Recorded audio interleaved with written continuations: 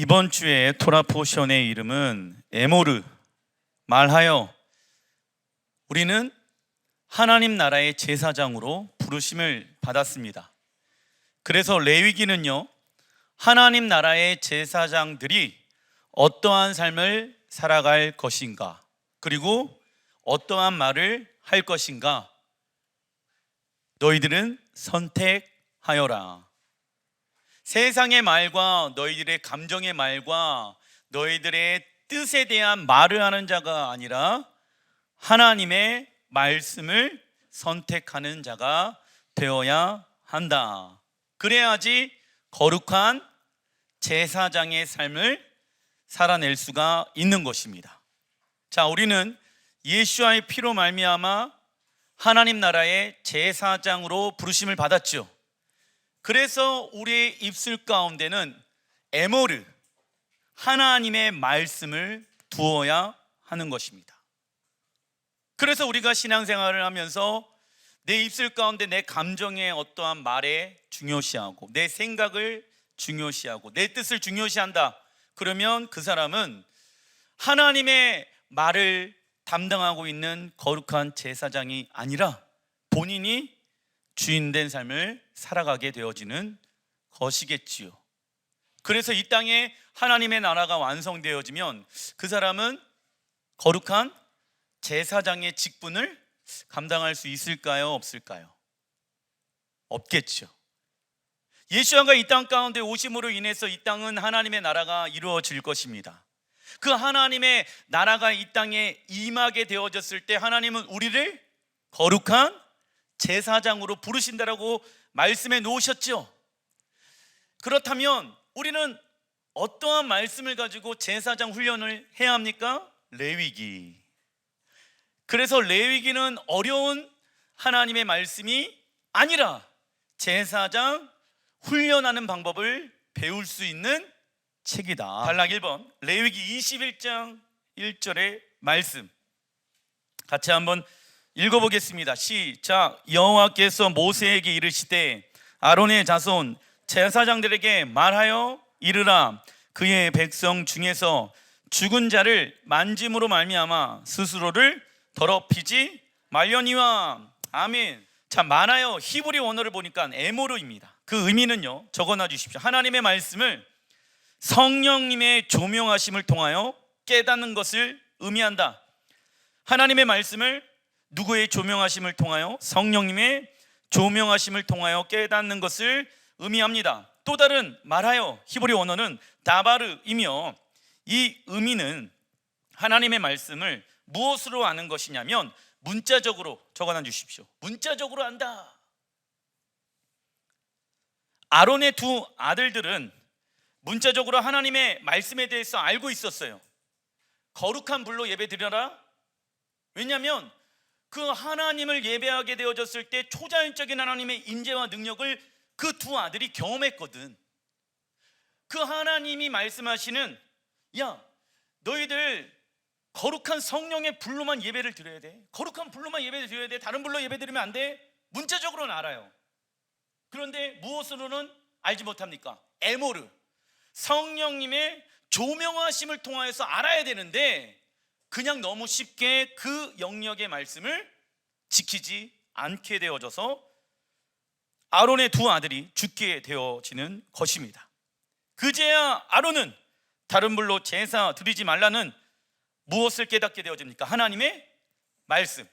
이처럼 우리에게 하나님의 말씀이 이성의 생각 속에 있어도 성령님의 조명하심이 없으면 우리는 깨닫지 못하게 되어지는 것입니다. 그래서 이번 주간 우리는 어떤 말을 하면서 살았는지를 점검해 봐야 하는 것입니다. 로마서 12장 2절의 말씀 같이 한번 읽어보겠습니다. 시작. 너희는 이 세대를 본받지 말고 오직 마음을 새롭게 함으로 변화를 받아 하나님의 선하시고 기뻐하시고 온전하신 뜻이 무엇인지 분별하도록 하라. 아멘.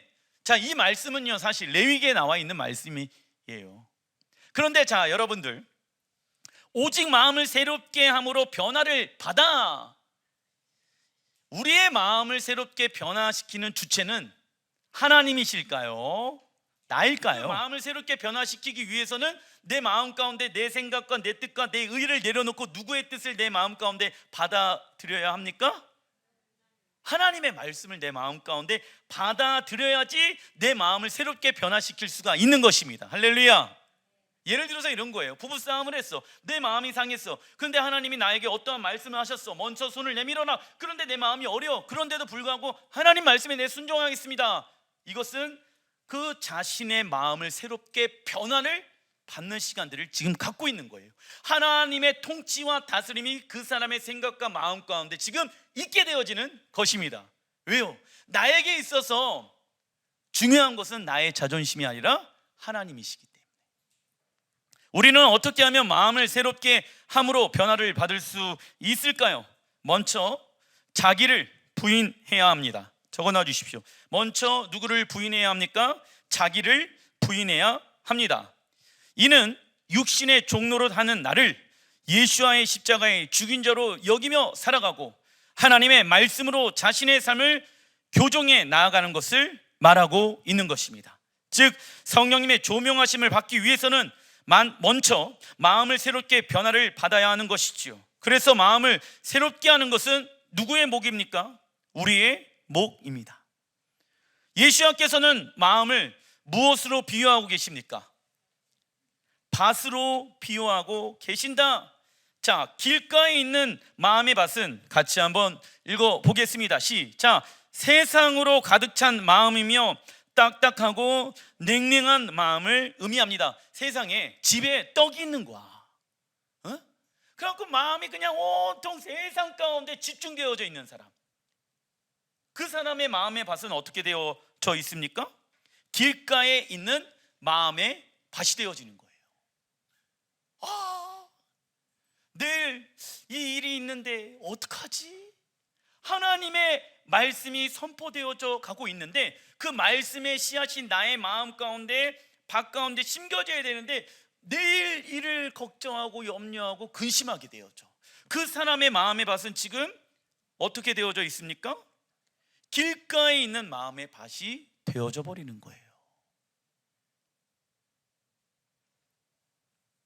그리고 두 번째, 돌짝 밭에 있는 마음의 밭은 말씀의 기반이 없어서 무엇을 의지할까요? 감정과 환경에 좌우되는 마음을 의미합니다. 그러니까 말씀이 내 마음의 중심 가운데 없으니까 자꾸 갈대인 거예요. 말씀이 돌로 있어야 되거든. 반석으로 있어야 되거든. 그런데 반석으로 있으면 잘 흔들리지가 않아. 근데 신앙생활 하는 데 있어서 자꾸 흔들리는 사람들 있죠. 안정감이 없는 사람들 있죠. 돈이 없어서 삶에 안정감이 없는 게 아니라, 나를 도와줄 수 있는 어떠한 사람이 없어서 내가 삶에 안정감이 없는 게 아니라, 건강이 없어서 내 삶에 안정감이 없는 것이 아니라 그 사람 가운데 진리의 말씀이 없기 때문에 자꾸 흔들리는 거예요. 돈이 있어서 그 사람은 흔들립니다. 불안정해 보이는 것이죠. 세 번째, 어떠한 밭일까요? 가시덤불에 있는 마음의 밭은 세상의 염려로 재물의 유혹과 세상 향락의 기운에 막혀 있어요 지금. 그래서 온전한 결실을 맺지 못하게 되어집니다. 그러니까 세상이 너무 좋아. 세상이 너무 즐거워. 그러니까 하나님을 예배하고 하나님의 살아계심을 맛보았는데 자꾸 갈등이 되어지는 거예요. 그 하나님의 은혜도 좋고 하나님의 역사와 능력도 경험하였는데 모두 좋은 것 같아. 세상에서 향락이 더 좋은 것 같기도 해. 왜냐하면 여러분들 세상 향락은요, 친구만 있으면 돈만 있으면 내가 누릴 수가 있잖아요. 그런데 하나님을 예배했었을 때 즉각적으로 하나님의 임재도 경험할 수 있겠지만 사실 내 안에 있는 잘못되어진 밭들을 자꾸 뒤집어 엎고 갈아엎어야 되고 막 하는 시간들을 가져야 되잖아. 그리고 뭐 2시간 예배를 드리는데 5분 내 자아를 깨트리면서 기도하면서 방언 기도하면서 해야지 한 5분 하나님을 만나. 그런데 그 5분 만나는 그 시간이 나에게 있어서는 너무 좋겠죠. 세상 친구들과 세상의 향락의 기운에 비교할 수 있어요, 없어요? 있어요? 없어요? 없거든. 집에 장난감이 생각이 안 난다고. 내일 게임할 거에 대해서 생각이 안 난다고. 내가 오늘 어떻게 하면 하나님을 만날 것인가를 생각하게 되어지는 것입니다. 자, 그러나 좋은 밭은 하나님의 말씀을 듣고 순종하며 인내로 결실하는 마음을 의미합니다. 여러분들, 밭에다가 하나님의 말씀을 씨앗을 심었어요. 그런데 당장 열매를 맺을 수 있겠습니까? 없겠습니까? 없죠. 비바람도 불고 태풍도 불고 또 밭도 갈아엎고, 그죠? 퇴비도 주고 농약도 주고 해야지, 사단 마귀도 내어 쫓고 해야지 가을에 잠깐 열매를 맺을 수가 있어. 그죠? 열매를 수확하는 기쁨은 잠시 잠깐이야. 그리고 그 나머지의 시간들은 고생과 고난이란 말이죠.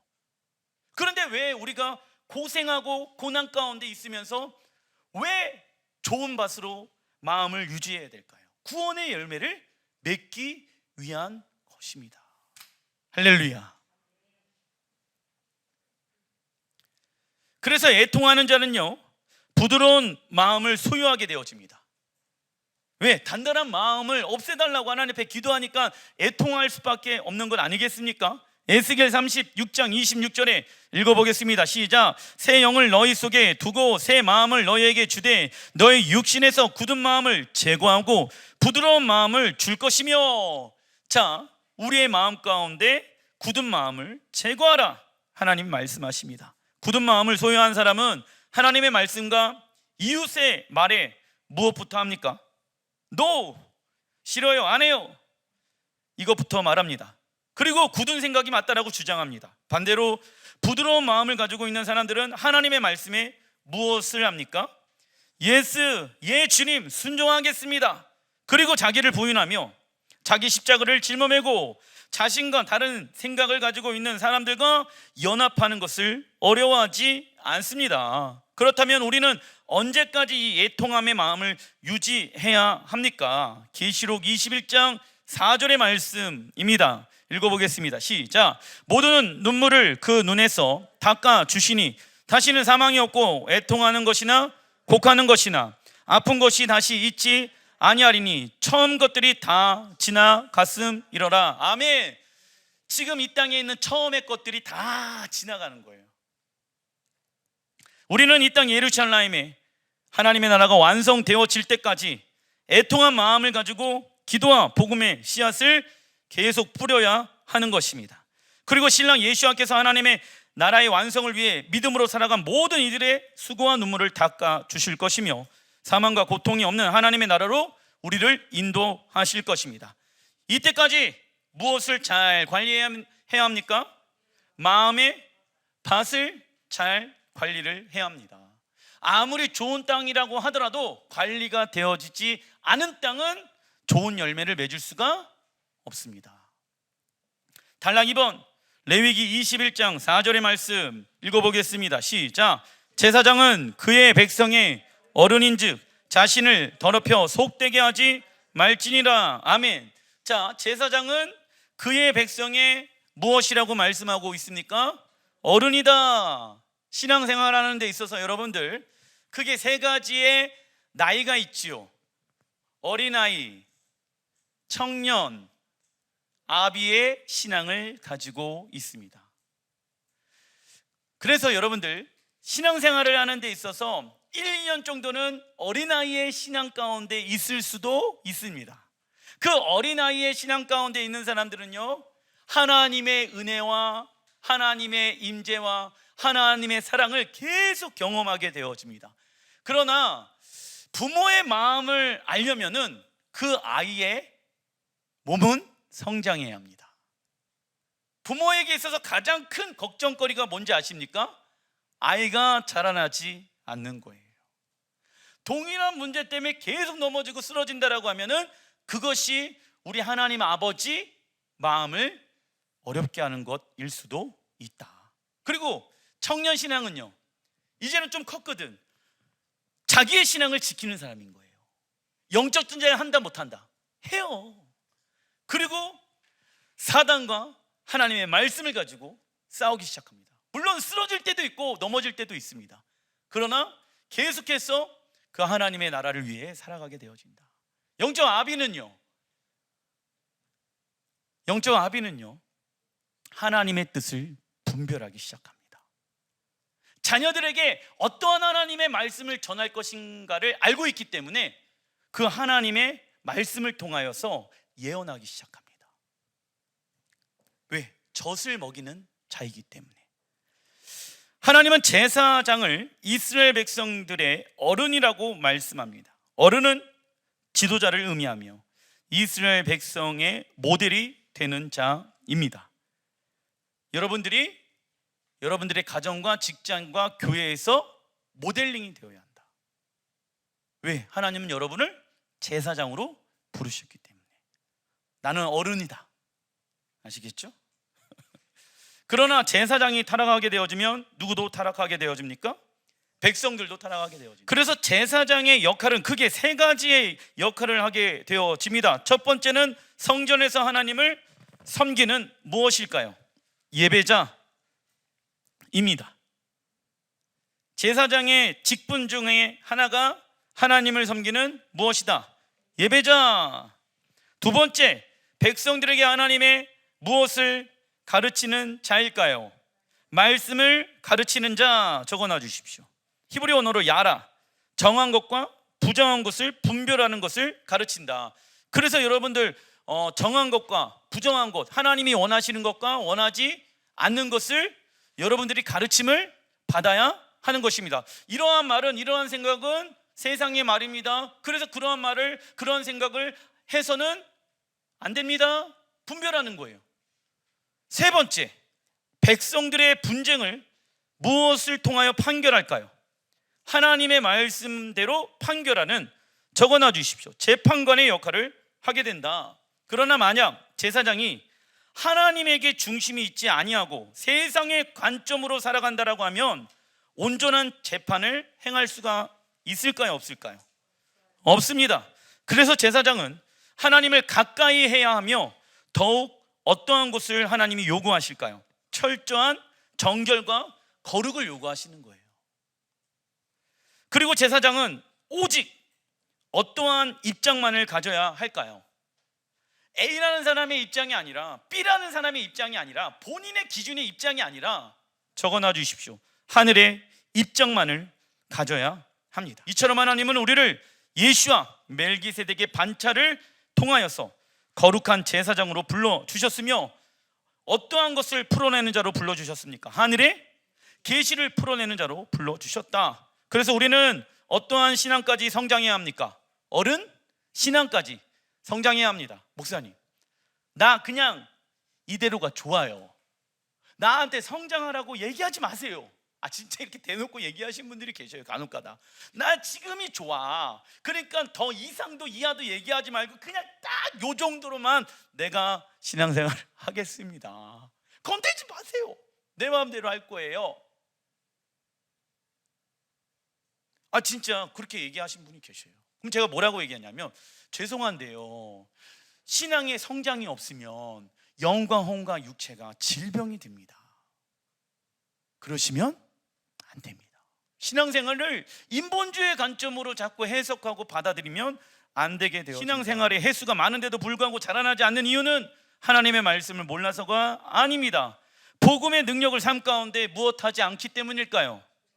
적용하지 않기 때문에. 하나님의 말씀대로 살아가 보려고 노력하면은 성령님이 도와주십니다. 능력 주시죠. 진리가 우리를 자유케 합니다.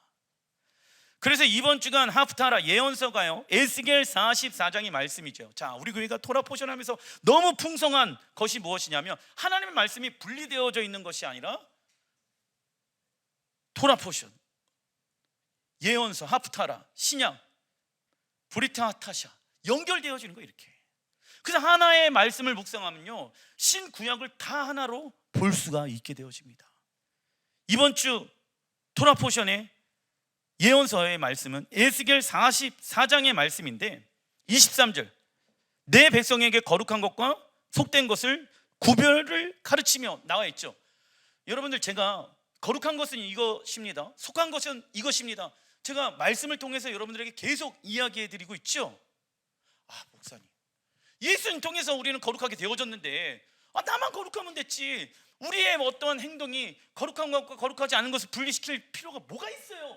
옛날엔 그렇게 생각했죠. 그냥 내가 거룩한 자가 되어졌는데 그냥 세상에서 할 거 안 할 거 다 하고 살면서 교회 다닌다라고 하고 거룩한 자가 될 수 있어요, 없어요? 그런데 성경은 뭐라고 얘기하고 있습니까? 가르쳐라. 이건 하나님의 것이고 이거는 세상의 것이야. 그런데 여러분들, 이 시대 많은 사람들이 하나님의 것과 세상의 것을 어떻게 합니까? 섞기 시작합니다. 그러면 여러분들, 깨끗한 물이 있고 더러운 물이 있어요. 둘이 섞이면 어떻게 될까요? 깨끗한 물이 더러워지는 거예요. 그러면 하나님은 그 섞여 있는 곳에 함께 거하실 수가? 24절, 송사하는 일을 재판하되, 재판을 하게 되어졌을 때 세상의 관점으로 재판하는 게 아니라 무엇대로? 내 규례대로 재판할 것이며 내 모든 정한 절기에는 뭐하래요? 내 법도와 율례를 지킬 것이며. 아멘. 마지막 때에 은사 중에 하나 있어야 될 것이 무엇인지 아십니까? 영적 분별의 은사예요. 왜? 적그리스도에게 넘어가는 성도들이 너무 많이 있대. 그러나 그때 하나님의 말씀이 없으면 영적으로 분별할 수 있을까요, 없을까요? 없어요. 마지막 때 적그리스도는요, 성도들을 미혹해 한다라고 말씀하고 있습니다. 그래서 수많은 사람들이 넘어간다라고 나와 있어요. 우리 또한 넘어갈 수 있는 가능성이 있을까요, 없어요? 100% 있죠. 그래서 그때를 위하여 우리는 무엇 해야 됩니까? 구별하고 분별하면서 하나님의 말씀을 읽고 적용해야 된다고. 나의 것이 되어야 한다고. 그래야지 마지막 때 영적 전쟁에서 승리할 수가 있는 것입니다. 할렐루야. 그러나 훈련되어지지 않은 사람들은 넘어가시겠죠? 제사장의 올바른 판단과 재판을 하기 위해서는 흉배 안에 무엇을 두고 있을까요? 두 가지가 있는데, 우림과 도밈.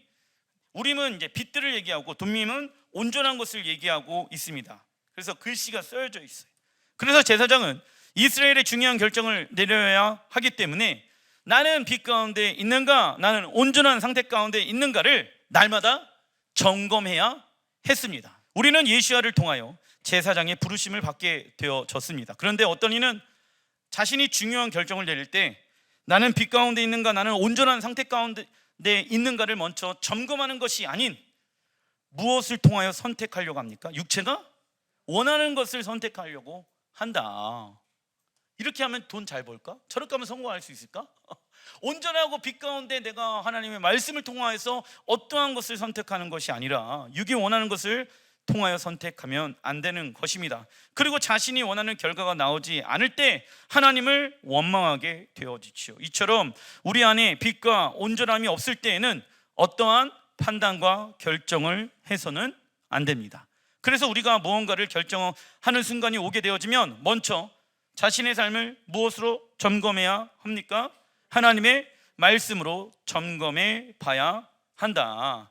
그리고 하나님은 제사장에게 무엇이 거룩한 것이며 무엇이 속된 것인지를 백성들에게 가르쳐라, 히브리 언어로 야라 말씀합니다. 그러나 하나님의 백성들이 하나님의 것과 세상의 것을 구별하지 아니하고 섞여 버리면 하나님 나라의 백성이라는 무엇을 잃어버리게 되어집니까?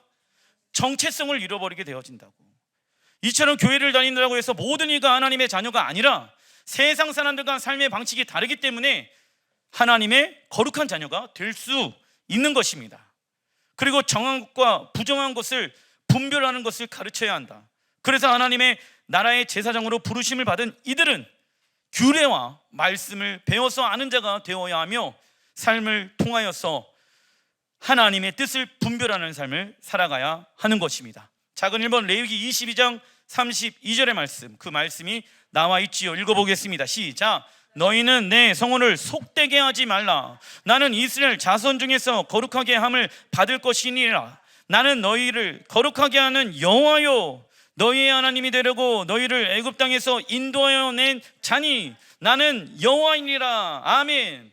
내 성호를 속되게 하지 말라라고 말씀하고 있죠. 예를 들어서 어떠한 성도가 세상의 뜻을 향해서 나가는 것을 마치 하나님의 뜻이라고 생각을 해. 제가 얘기합니다. 그것은 하나님의 뜻이 아닙니다. 근데 목사님, 하나님이 이 일을 통하여서 나에게 이러한 축복을 주신다고 나에게 이러한 마음을 주셨는데요, 그것은 잘못된 마음을 받은 것입니다. 이 일을 하면 많은 돈을 벌게 되어질 것입니다. 그것은 속된 것입니다. 그건 하나님이 원하지 아니하는 일입니다 라고 얘기를 제가 해야 되는 것이 맞겠지요. 그런데 그런 것 생각하지 아니하고 혼자 결정하고 혼자 선택을 한다. 이것은 영적인 고아들의 특징이에요. 자, 고아들은요, 상의할 부모가 있을까요, 없을까요? 그래서 혼자 생각하고 혼자 결정을 내립니다. 그러나 하나님 나라의 공동체는요, 물어봐야 되는 거예요. 어떠한 결정을 내리게 되어졌을 때 하나님의 말씀을 가진 제사장들에게 이것이 하나님이 원하는 뜻인가 아닌가를 물어보셔야 하는 것입니다. 물론 여러분들이 점검할 수도 있는 것이겠지요. 하지만 분별이 잘 되어지지 않는다라고 하면 계속 물어보시길 바랍니다. 자, 작은 1번, 하나님께서 이스라엘을 애굽 땅에서 출애굽시킨 이유는 무엇일까요? 그들을 어떻게 하기 위해서? 그렇지, 거룩하게 하기 위함이다 라고 말씀하고 있죠. 레위기 22장 32절에 보게 되어지면 이스라엘 자손 중에 거룩하게 함을 받을 것이니라 나와 있죠. 그러니까 건져내신 이유는 그들을 어떻게 하기 위해서?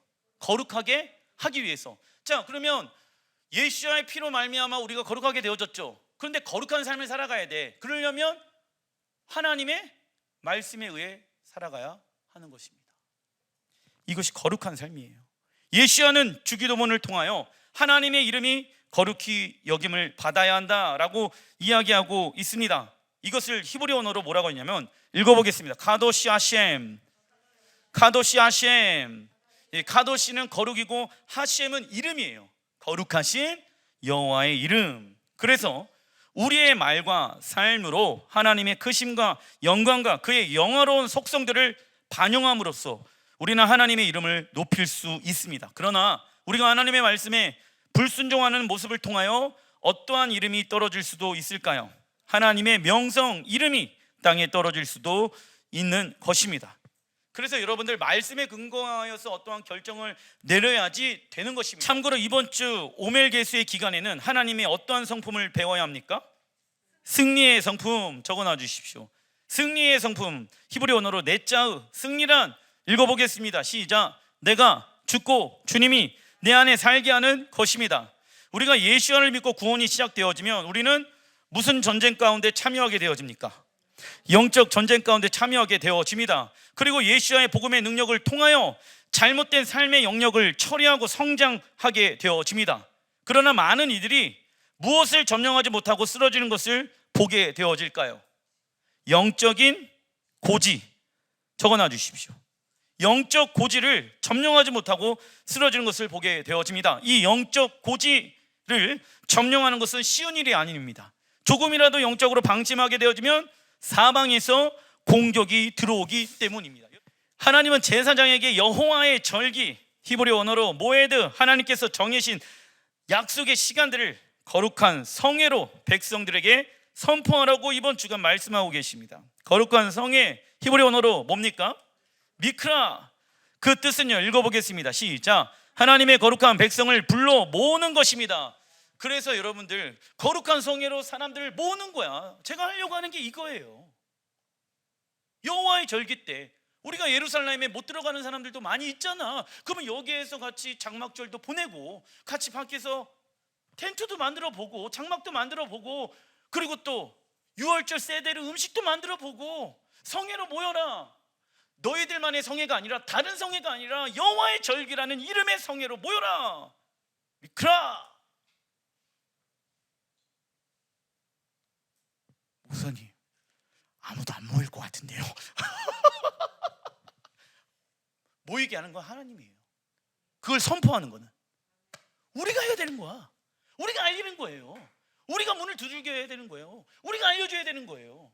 그죠? 근데 아무것도 안 하고 그냥 가만히 있으면 그게 자연스럽게 열립니까? 아니죠. 우리의 마음과 생각을 바꾸어야 하는 것입니다. 여호와의 절기는 언제부터 하나님께서 정해놓으신 약속이었을까요? 태초부터, 그죠? 창세기 1장 14절에 말씀하고 있죠. 그래서 여호와의 절기를 아는 이들은 하나님의 나라가 이 땅에 완성되어질 때까지 예수와의 핏값으로 산 교회 공동체를 통하여 예행 연습해야 하며 교회 공동체와 함께 구원을 이루어가는 성화의 시간들을 가져야 한다. 그래서 교회 공동체는 하나님의 말씀을 배우고 적용하고 깨지는 곳인 동시에 다시 복음으로 일어나 어른 신앙으로 성장하는 곳이 어디입니까? 교회 공동체입니다. 그런 하나님의 말씀을 통하여 성숙한 사람이 되고 균형 잡힌 사람이 되는데 지름길은 있다 없다? 없습니다. 그래서 하나님 앞에 바르게 기도하고 바르게 묵상하고 바르게 예배 드리는 것이 가장 빠르게 신앙이 성장하는 방법입니다. 다른 방법이 있다 없다? 없다. 근데 이거 안 하니까 자꾸 도태되어지는 것입니다. 그런데 누가복음 14장은 주인의 초대, 하나님의 성에 공포하라, 이 주인의 초대에 거부하는 사람들이 나온다라고 말씀하고 있죠. 뭐 때문에? 사업과 일 때문에, 돈 때문에, 자기가 생각하기에 더 중요한 일이 있다라고 생각하는 사람들은 어떠한 초대에 거부하게 되어집니까? 왕의 초대를 거부하게 되어진다. 이처럼 사단은 우리의 시간을 지배하려고 합니다. 분주하고 게으르게 낭비하게 하여 다른 것들에 우리의 시선을 빼앗기게 하며 자신의 정욕을 채우는 데 시간을 사용하도록 합니다. 중간서 한번 레위기 24장 6절의 말씀 같이 한번 읽어보겠습니다. 시작. 여호와 순결한 상 위에 두 줄로 한 줄에 6씩 진선하고, 자 이거예요. 한라빵 두 줄씩 6개씩 이렇게 진선하라. 이게 진선, 이게 지금 한라빵 얘기하는 거예요 지금. 네? 아시겠죠? 그리고 7절 시작. 너는 또 정결한 유향을 그 각 줄 위에 두어 기념물로 여호와께 화제를 삼을 것이며. 저 초 얘기하는 거, 초 지금 초. 응? 근데 문제가 있어. 8절에 안식일마다 이 떡을 여호와 앞에 항상 진선할지니 이는 이스라엘 자손을 위한 것이요 어떠한 언약이다. 하나님 앞에서 우리가 대대로 지킬 영원한 규례가 있습니다. 그것은 안식일마다 성소에 등잔불을 항상 켜야 하는 것과 진설병이 진설대에 있어야 하는 거예요. 그것은 안식일마다 성소에 등잔불을 항상 켜야 하는 것과 진설병이 진설대에 있어야 하는 것입니다. 그리고 하나님은 성소를 밝히는 등잔불과 진설병을 관리하는 방법에 대해서 말씀하고 계십니다. 레위기 24장 2절의 말씀 읽어보겠습니다. 시작. 이스라엘 자손에게 명령하여 불을 켜기 위하여 감난을 찌어낸 순결한 기름을 내게로 가져오게 하여 계속해서 등잔불로 켜 둘지며. 아멘. 우리가 하나님의 말씀을 밝히는 순결한 기름을 얻기 위해서는 감람을 찌어내는 과정이 필요한 것입니다. 이것을 히브리 원어로 보니까 카티트라고 얘기를 하고 있는데, 이는 읽어보겠습니다. 시작. 올리브 열매를 두들겨서 깨트리다 의미를 가지고 있습니다. 그래서 우리는 샤bat 때마다 하나님 앞에 나아가서 우리 육신의 생각과 뜻을 두들겨서 깨트리는 어떠한 것을 짜내어야 합니까? 순결한 기름. 적어놔 주십시오. 순결한 기름을 우리가 짜내어야 합니다. 언제? 안식일날. 그래야지 계속 이 하나님의 영광이 거하는 장막 가운데 그분의 빛이 계속 거하실 수가 있다. 물론 그 기름 부심은 하늘에서 내리는 기름 부심도 있지만 우리의 자아를 하나님의 말씀을 통하여 깨트리는 순결한 기름이 어디에서부터 나온다? 우리의 안에서부터 나온다. 할렐루야. 그러나 순결한 기름은 누가 대신해서 짜낼 수 없는 기름이며 자발적으로 자신의 삶을 주님께 드림으로 얻어지는 기름입니다. 그리고 진설병, 히브리 원어로 레헴파님, 이 진설병의 뜻은요 하나님의 얼굴의 떡입니다. 하나님의 얼굴은 무엇을 의미하냐면, 적어놔 주십시오. 하나님의 임재를 의미한다. 떡은요, 진설병은요 하나님의 말씀을 의미하기도 하지요. 그리고 그 하나님의 얼굴은 하나님의 임재를 의미하기도 한다. 그래서 우리는 샤bat 때마다 어떠한 얼굴을 구해야 합니까? 하나님의 얼굴을 구해야 하는 것이. 왜? 하나님의 아름다우신 얼굴을 구하는 것이 제사장의 특권이라고. 그리고 진설병은 항상 성소에 있는 것이기 때문에 하나님의 얼굴이 이스라엘을 향하여 항상 들고 계심을 의미하는 것입니다.